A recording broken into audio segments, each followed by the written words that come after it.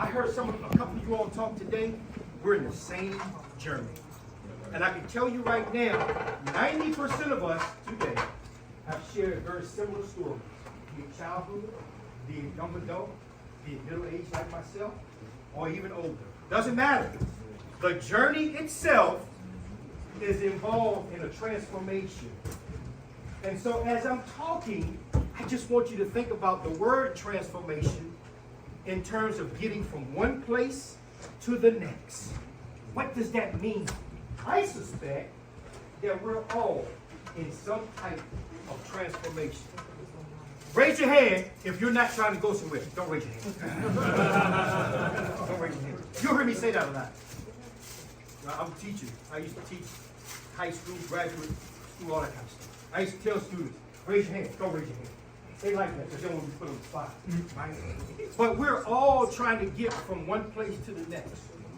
Sometimes when we try to get there, there's some challenges, some obstacles, some setbacks, some failures, and all those things that are involved with social ills. And so the key is, how do I get across to the finish line? And why is that important to me? Raise your hand if you don't have no goals in life. Don't raise your hand. Raise your hands if you haven't ever had the opportunity to want to do something. Don't raise your hand. How do we get to the other side? The daunting task of the perseverance that it takes. The willingness, the resiliency. Raise your hand if you're a latchkey kid. Don't raise your hand. It begins early for some of us. The journey of transformation began for me probably around the age of 9 or 10. The abuse, the trauma, the not understanding. And I can tell you right now, part of the reason why we don't say anything is because we're ashamed. We're embarrassed. I was talking about myself. Just listen to me. So when I talk, don't say, oh, he talking about me. I'm talking about me. Everything I give you today, I'm talking about myself. Because it's an evolving movement. And when you have that shame and doubt, when you have that uncertainty, you don't talk about it. And so what happens to us through the process of this journey of transformation? Right? Watch this. Transformation, as I see it, you may see it differently, I'm sure. Relationships, career, health, education, and spirituality. Right? These are things that we are going through sometimes at the same time and sometimes at different points. So what Mr. Alexander didn't tell you, why is this guy here? Why did he talk about this story? And what's so important about him in this transformation piece? Where some years ago, so I was a psychologist by education training. Got it all taken away. Not going to get into the story. Lost everything. Became a convicted felon. Lost my license. Spent a year house arrest. Couldn't work for 7 years. 7 years. Right? 7 years. How many people here have been unemployed at one point in time? Don't raise your hand. 7 years. Not 7 days, not 7 weeks, not 7 months. 7 whole years. This is a part of the transformation where you begin to say, God, where are you? This is the spiritual part. So if any of you have ever had a sense of spiritual growth and awareness to a connectedness of a higher power, it's that time. Where's God? Why don't he rescue me? Where is he when I really need him? Right? In the course of those 7 years, I became a full-fledged alcoholic, functional alcoholic. No job, convicted felon, record, couldn't get a job at CVS. PhD, clinical psychologist, couldn't work at Food Line. I'm saying to myself, something weird is going on. And I'm going to get to this in a minute because you guys, somebody brought up trauma, about trauma. One thing I can tell you about trauma, it never goes away. It's the understanding, the addressing, and the coping skills that we have to develop as men as we're going along. Because guess what? You're the dad, the self-care part you forget about, right? You're taking care of your wife, your kids, your partner, your spouse, whomever. But then when it comes to me and my lonely moments of depression and anxiety, who's helping me. That's why this is so important. Because they said when I was a kid, we was the angry black men. We weren't angry. We were hurting. We needed somebody to talk to. We needed an outlet. And guess what? I was afraid to tell my grandma what happened to me. I was ashamed. I didn't want to tell my brother because he'd go out and kill him. So guess what they said in our community? You don't talk to the white man. Somebody said here earlier about therapists and seeking therapy, and it just didn't connect. You're right. There is a disconnect between the power of therapy and connecting to the black man that cannot be explained by anybody but us.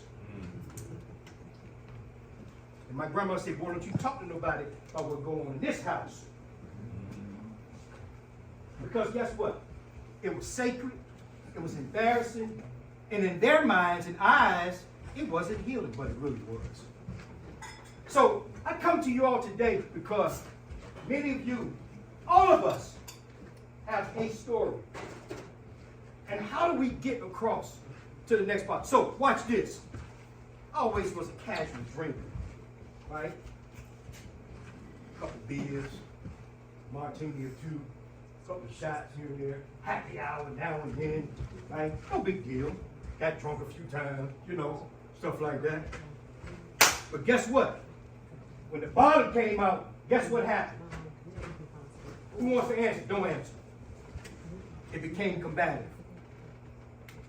The casual drinking of alcoholism became combative, along with the trauma, the depression, the anxiety, the abandonment, the hopelessness, and the uncertainty about how am I going to get across that fence. So I suspect people here today, young men, older men, gentlemen, that you have gone through some transformations. And I want you to think about for a moment where you are right now. How is your health? Right? So when I talk about health, I talk about the wellness piece, right? The emotional and the mental, as well as the physical body.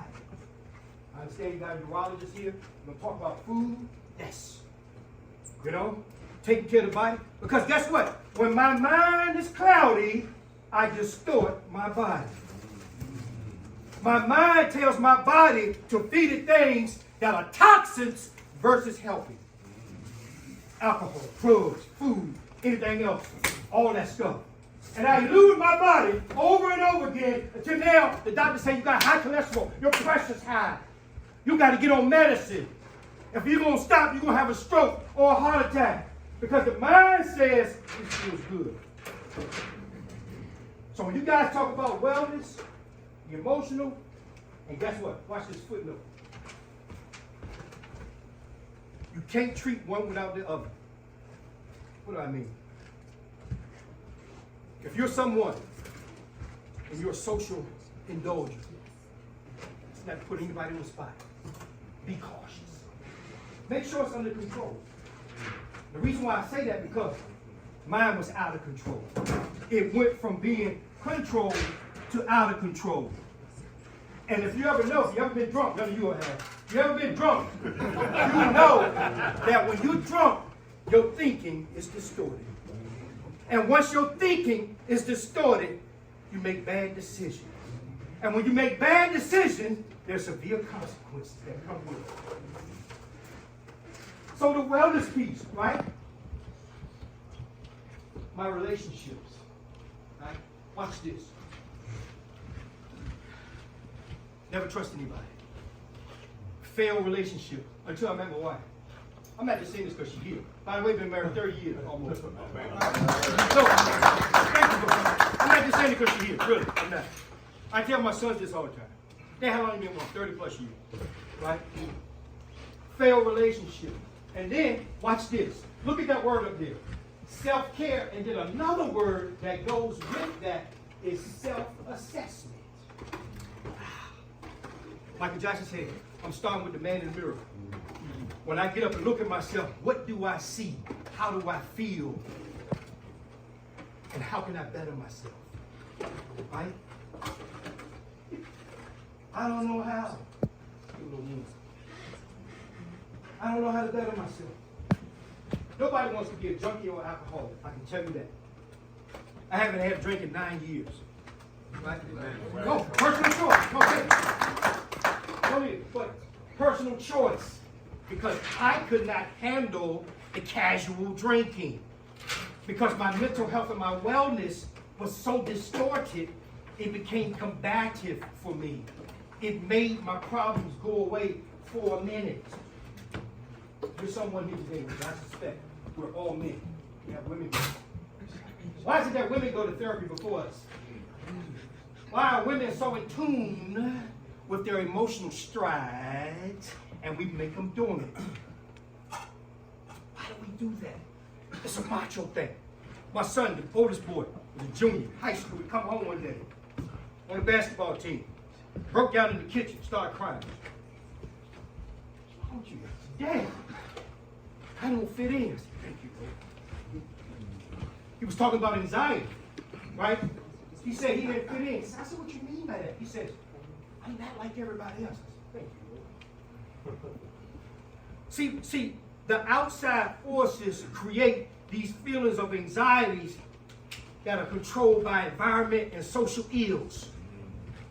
What goes on around us in our environments, the people that we associate with, situational foes that go on in the news, running everybody crazy right now.